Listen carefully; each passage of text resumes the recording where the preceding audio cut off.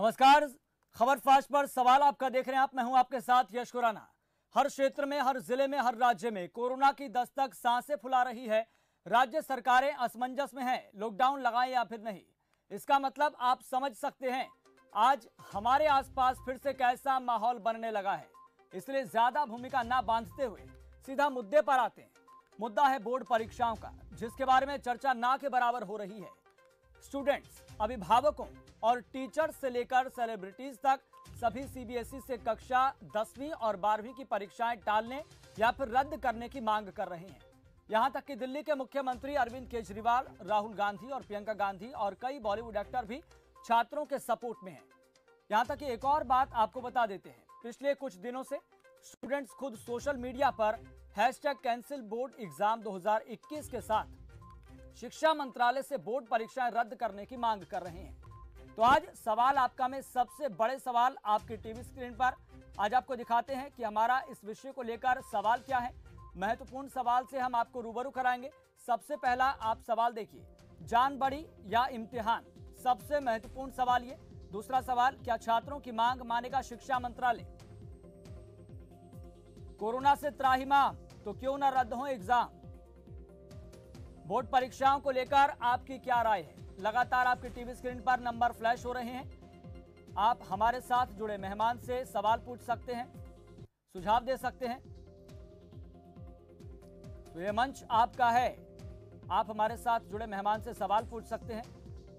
सवाल थोड़ा छोटा रखें, गरिमा के साथ सवाल पूछें, लेकिन एक नजर आप ग्राफिक पर डालिए और इसके बाद समझिए कि आज कोरोना को लेकर देश भर में स्थिति क्या है। बच्चों में लगातार कोरोना फैल रहा है। छत्तीसगढ़ में 5940 बच्चे संक्रमित हैं। यह अप्रैल के पहले हफ्ते तक का यह आंकड़ा हम आपको बता रहे हैं। यूपी में 3008 बच्चे संक्रमित, एक लंबी फहरिस्त है। तो दिल्ली में 2733 बच्चे संक्रमित। चलिए अब आपका हमारे साथ जुड़े मेहमान से तारुफ करा देते हैं। आपको बता दें कि हमारे साथ शिक्षाविद आशीष मान जुड़ गए हैं।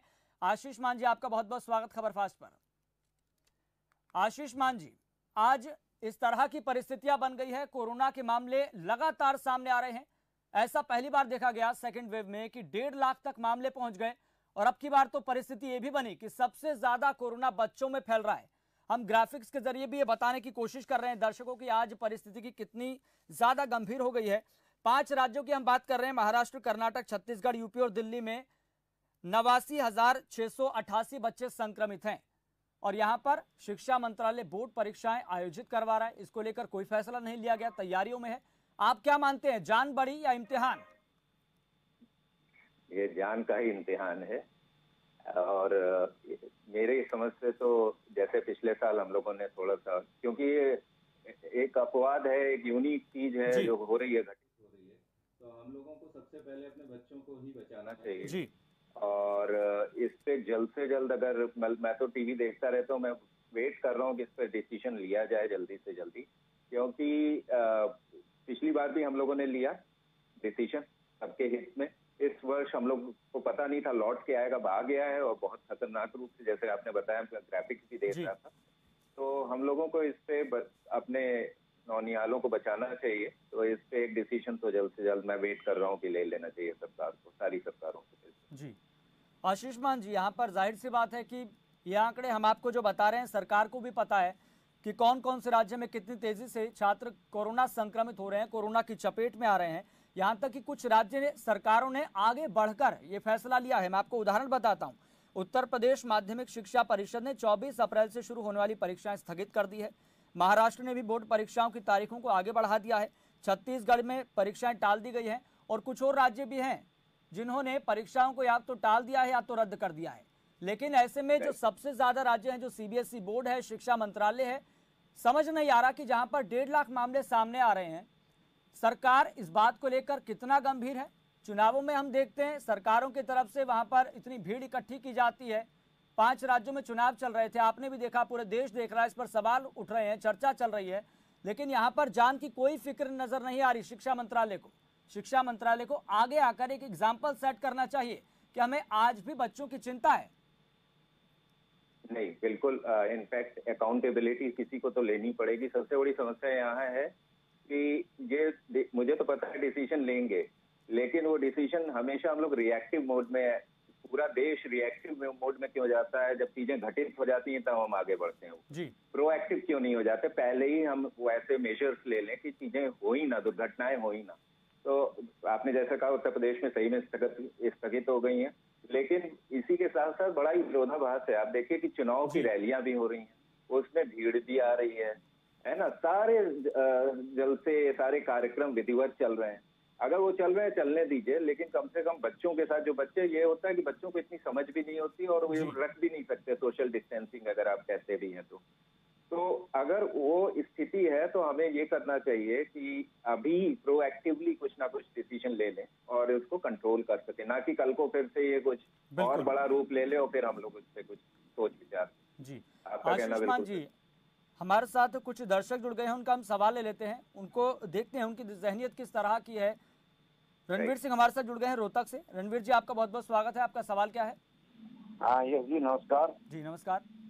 देखिए यश जी, हमारे लिए सबसे पहले हमारे बच्चों की जिंदगी है जी। तो आजकल आधुनिक जमाना है, ऑनलाइन परीक्षाएं पहले भी हुई हैं जी, ऑनलाइन परीक्षा ली जा सकती है जी। दूसरा बात, कोरोना फैलाने के लिए हमारे नेता जिम्मेदार हैं और सबसे ज्यादा हमारे प्रधानमंत्री जिम्मेदार हैं, जो कि बिल्कुल ही गैर जिम्मेदाराना काम कर रहे हैं। अभी आप देखिए इलेक्शन के अंदर कितनी भीड़ दिखा रहे हैं, हर जगह रैलियां कर रहे हैं। क्यों? आम जनता को मार रहे हैं अपने राजनीति के लिए। इनका तो इलाज हो जाएगा, आम जनता को तो जगह भी नहीं मिलती हॉस्पिटलों में जी। इनके लिए तो सारी फैसिलिटियां हैं। दूसरा, आप पीजीआई में जाकर देखिए, जहाँ कोरोना टेस्ट होता है वहाँ पेशेंट जाता है, उसको न पीने के लिए पानी है, न बैठने के लिए जगह है। और जहाँ गाँव में कोरोना इंजेक्शन लगाने के लिए आती है, वहाँ कोई सैनिटाइज का कोई प्रबंध नहीं है, कोई डिस्टेंशन नहीं है जी। तो ये एक फॉर्मेलिटी की जा रही है जी। चलिए ठीक है रणवीर जी, आपकी बात समझ में आ गई है। एक और दर्शक हमारे साथ जुड़ गए हैं, राजन यमुनानगर से। राजन जी, आपका बहुत बहुत स्वागत है। आपका सवाल क्या है? नमस्कार सर। जी नमस्कार सर। पेपर तो चलो ऑनलाइन हो जाएंगे बच्चों के जी, चुनावी रैलियां, कुंभ के मेले, आईपीएल जी, इसमें कोई कोरोना नहीं फैलता जी। और जो ये नाइट कर्फ्यू लगाया जाता है, इसका क्या औचित्य है? नाइट, रात को तो बंदे वैसे सोए होते हैं, बाहर निकलते ही नहीं जी।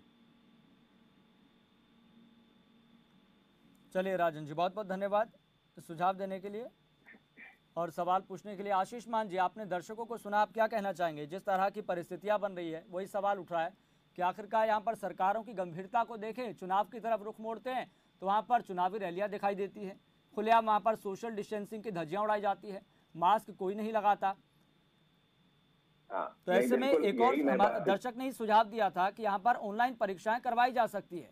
पिछले साल भी यही हुआ था, तो ऑनलाइन परीक्षाएं करवाई जा सकती है। इस तरह की व्यवस्था शिक्षा मंत्रालय को करनी चाहिए, आगे आकर एग्जाम्पल सेट करना चाहिए, ये समय की मांग है। बिल्कुल।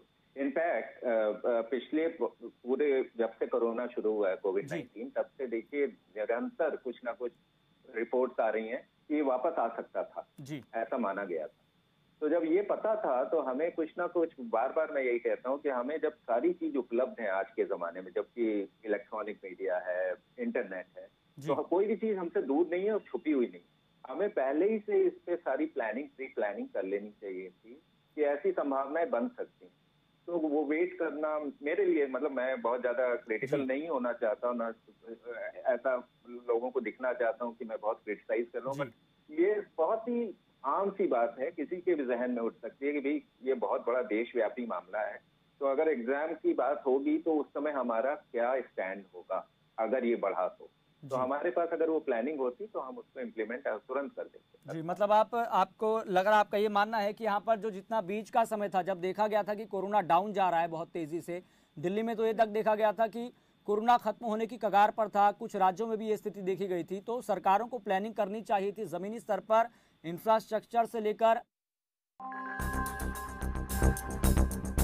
कुछ साल पहले तक पंजाब नशे की दलदल में धंसता जा रहा था, युवा अपनी जवानी नशे में उड़ा रहा था। ऐसे समय में कैप्टन अमरिंदर सिंह ने प्रदेश की कमान संभाली और पंजाब पुलिस के साथ मिलकर शुरू हुआ युद्ध नशे के विरुद्ध। ड्रग्स ਦੇ ਉੱਪਰ ਅਸੀਂ ड्रग्स ਦੇ ਉੱਪਰ ਬੜੀਆਂ ਪ੍ਰਾਪਤੀਆਂ ਕੀਤੀਆਂ ਨੇ। ਉਹਦੇ ਵਿੱਚ we have been able to break the backbone. So drugs, we are in a very good situation at the moment. ਅਸੀਂ ਇਹਨੂੰ ਹੋਰ स्ट्रेंथन कर रहे हैं। अप्रैल 2017 से अब तक के 4 साल की बात करें, पंजाब में एनडीपीएस एक्ट के तहत 39,957 मामले दर्ज हुए। तस्करी में लिप्त 51,184 से ज्यादा आरोपी गिरफ्तार हुए। 165 करोड़ से ज्यादा की संपत्ति जब्त की गई। ड्रग तस्करों से 1757 किलोग्राम हेरोइन पकड़ी गई। इसके अलावा स्मैक, गांजा, चरस आदि नशे की भारी खेप पकड़ी गई और नशा तस्करी में 50% की कमी आई। पंजाब सरकार ने डेपो प्रोग्राम लॉन्च किया। ये डेपो 10 लाख से ज्यादा लोगों तक पहुंचे। बडीज प्रोग्राम लॉन्च किया गया। इसके तहत छात्रों को नशे के प्रति जागरूक किया जाता है। इस सख्ती ने नशा तस्करों की कमर को बुरी तरह से तोड़ दिया। तो उधर नशे के आदी लोगों को भी पंजाब सरकार ने संभाला और दूसरे मोर्चे की लड़ाई भी जीती। बड़े बदलाव के संकेत इस बात से मिलते हैं कि नशे से होने वाली मौत के आंकड़े भी तेजी से नीचे आए हैं। ਜਿਹੜੀਆਂ ਕੁਝ ਮੌਤਾਂ ਹੋ ਜਾਂਦੀਆਂ ਸੀ ਡਰੱਗਸ ਦੇ ਕਾਰਨ, ਤੇ ਉਹਨਾਂ ਦੇ ਮੌਤਾਂ 'ਚ ਵੀ ਬਹੁਤ ਕਮੀ ਆਈ ਹੈ। ਜਿਵੇਂ ਪਿਛਲੇ ਸਾਲ ਜੇ 47 ਮੌਤਾਂ ਸਨ ਤਾਂ 2018 'ਚ 111 ਸੀਗੀਆਂ। ਪਿਛਲੇ ਸਾਲ 47 ਹੋਈਆਂ, ਸਾਲ 19 ਮੌਤਾਂ ਹੀ ਅਨਫੋਰਚੂनेट मौतें हुई हैं। सही सोच और मजबूत इच्छा शक्ति से कदम उठाया जाए तो परिणाम सकारात्मक ही होते हैं। नशे के खिलाफ पंजाब सरकार की लड़ाई ने इस बात को साबित कर दिया।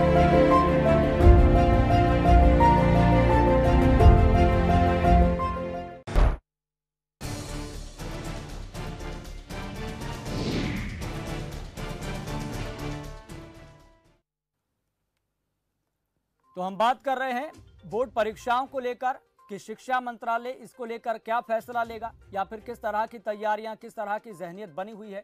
बोर्ड परीक्षाओं को लेकर सोशल मीडिया पर खुद छात्र #कैंसिल एग्जाम बोर्ड 2021 ट्रेंड करवा रहे हैं। स्थिति आज ये बन गई है।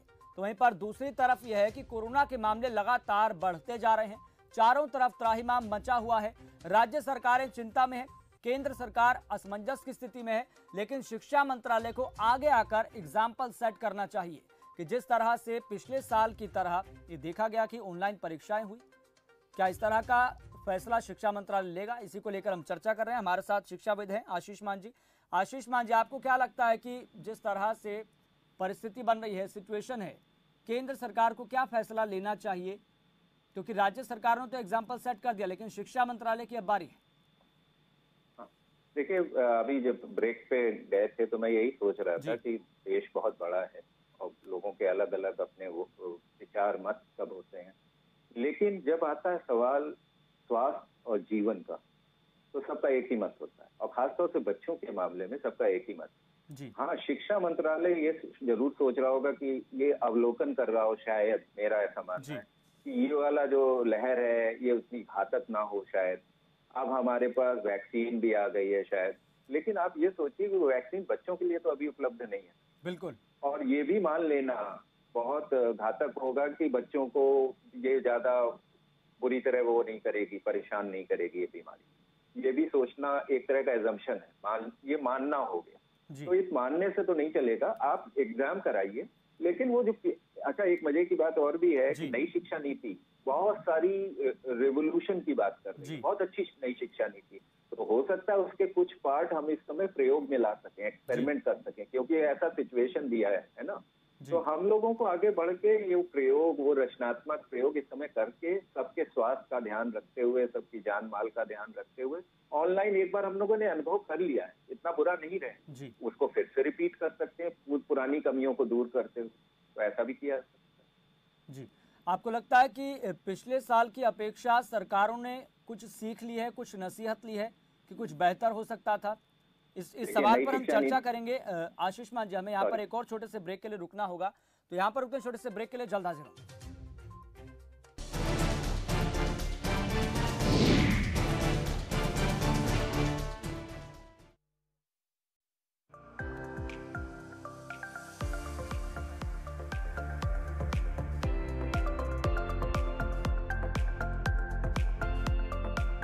बीमारी से अब परेशान होने की जरूरत नहीं। BS heart care and multi speciality hospital में मिलेगी आपको अनुभवी डॉक्टर्स की राय और सफल इलाज।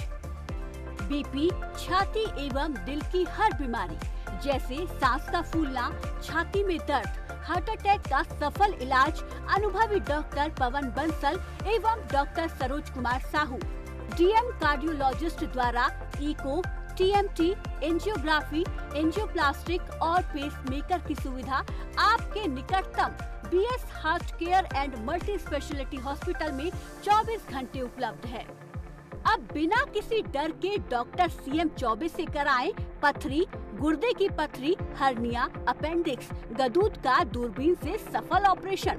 दूरबीन द्वारा सर्जरी के फायदे: छोटे चीरे और निशान ना के बराबर, जल्द रिकवरी, कम दर्द और इन्फेक्शन का खतरा कम, घुटने, कमर, जोड़ों के दर्द एवं हड्डियों से संबंधित बीमारी के इलाज और ऑपरेशन के लिए डॉक्टर शशांक से जल्द मिले। गर्भवती महिलाओं की संपूर्ण जांच, नॉर्मल डिलीवरी एवं पीड़ा रहित प्रसव, सिजेरियन एवं हाई रिस्क प्रसव, बार बार गर्भ गिरना, गर्भावस्था में high blood pressure, blood sugar, thyroid की शिकायत तुरंत होगी दूर। डॉक्टर रुचि जैन से करें संपर्क।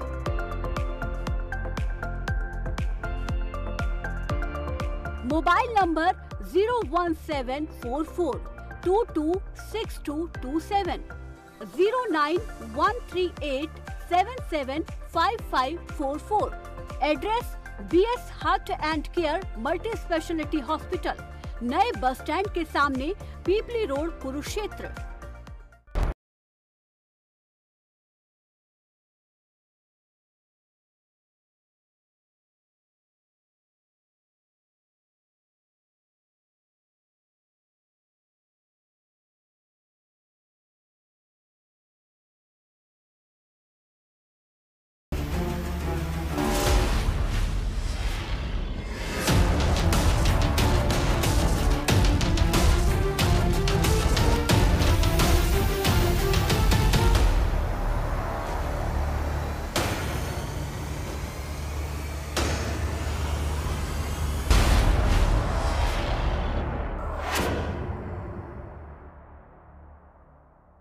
क्या आप भी चाहते हैं अपने बच्चों का भविष्य संवारना?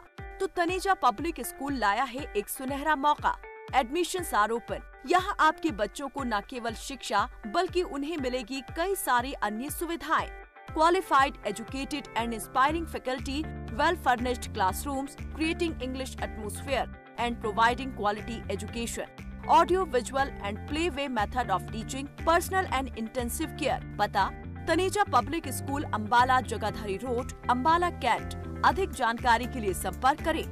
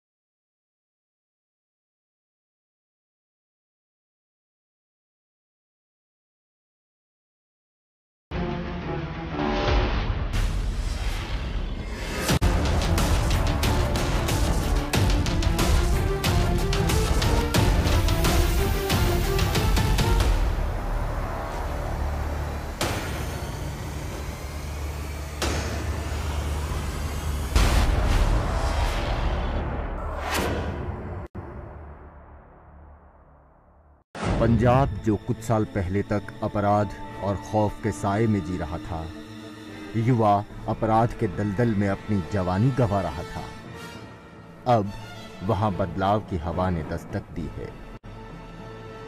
काफ़ी कम होया गैंगस्टर्स से पिछले 3-3.5 साल दे विच काफ़ी हद तक काबू पा लिता गया है। बाकी करीब 3000 तो वध बंदे फड़े गए हैं जिहड़े गैंगस्टर सन। 2017 में कैप्टन अमरिंदर सिंह मुख्यमंत्री बने और फिर सबसे पहले राज्य के लोगों में से डर के माहौल को खत्म करने के लिए दिन रात जुट गए। We have got modules which we have busted, militants, gangsters, etc. 333 things have been busted. Terrorists, gangsters arrested 3,472. Rifles which we have got AK-47, MP9, MP5, 315, etc. 198. Revolvers, pistols 1,807.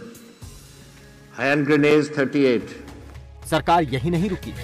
Gangsters को काबू करने के लिए सीएम अमरिंदर सिंह की अगुवाई में संगठित अपराध नियंत्रण इकाई का गठन किया गया।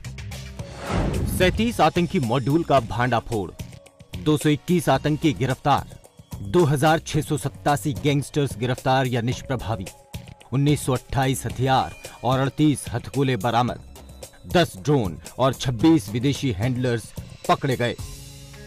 अब पंजाब मजबूत राजनीतिक इच्छा शक्ति और सतर्क और सुदृढ़ पुलिस प्रशासन की बदौलत एक सुरक्षित माहौल में दिन रात विकास की नई ऊंचाइयां छू रहा है।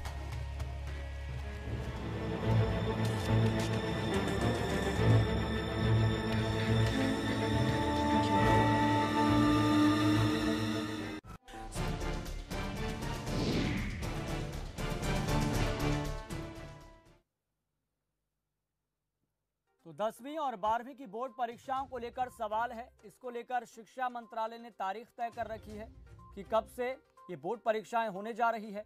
लेकिन ऐसे में सबसे बड़ा सवाल है, जब ऐसे में कोरोना के मामले लगातार बढ़ते जा रहे हैं और सबसे ज्यादा अब कोरोना बच्चों को भी अपनी चपेट में ले रहा है, तो ऐसी परिस्थितियों को देखते हुए क्या शिक्षा मंत्रालय को बोर्ड परीक्षाएं आयोजित करवानी चाहिए या फिर नहीं, इसी को लेकर हम चर्चा कर रहे हैं। हमारे साथ शिक्षाविद आशीष मान है।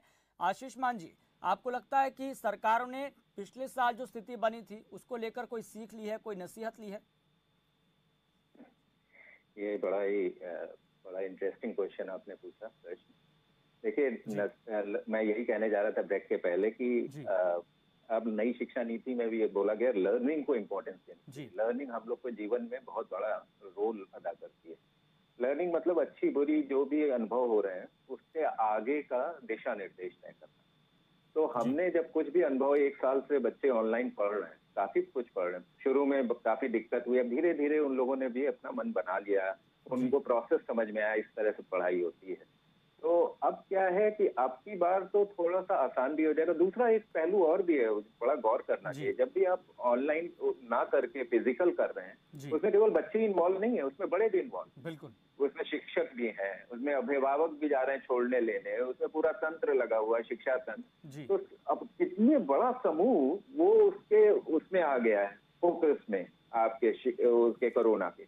बड़ों को तो वैसे भी चपेट में ले रहा है। और आपने सही कहा, आपकी तो ये देख रहे हैं ट्रेंड कि नवयुवकों को ये ले रहा है अपने चपेट में, जो बल्कि 40 से कम है, 30 से कम है, उनसे ज्यादा। आंकड़े खुद सरकार जानती है। मैं आपको बताता हूँ तारीखों के हिसाब से। देखिए, उत्तराखंड की हम बात करते हैं, दून स्कूल में 8 छात्र समेत 13 लोग संक्रमित। 8 अप्रैल का यह आंकड़ा, 8 अप्रैल 2021। 15 मार्च 2021 की बात करें तो गुजरात के सूरत में 2 स्कूलों में और कॉलेजों में 20 छात्र कोरोना संक्रमित। और कुल मिलाकर अगर 5 राज्यों के हिसाब से मैंने आपको आंकड़ा बताया था तो 79,688 बच्चों को कोरोना अपनी चपेट में ले चुका है। और बड़ी बात तो यह है कि वर्तमान परिदृश्य में देखें तो 13 राज्यों में स्कूल कॉलेज बंद है। स्कूल कॉलेज बंद करने का उद्देश्य यही था ना कि कोरोना फैल रहा है उसको रोका जाए, स्प्रेड ना हो। और सबसे बड़ी बात तो यह है कि अब R फैक्टर कोरोना का काम कर रहा है, यानी कि एक व्यक्ति अब 8 व्यक्तियों को कोरोना संक्रमित कर सकता है। कोरोना का म्यूटेंट इतना प्रभावित है, लेकिन सरकारें समझ रही है कि हम बोर्ड परीक्षाएं आयोजित करवाएं। क्या स्वास्थ्य के साथ खिलवाड़ करना चाहती है बच्चों के सरकार?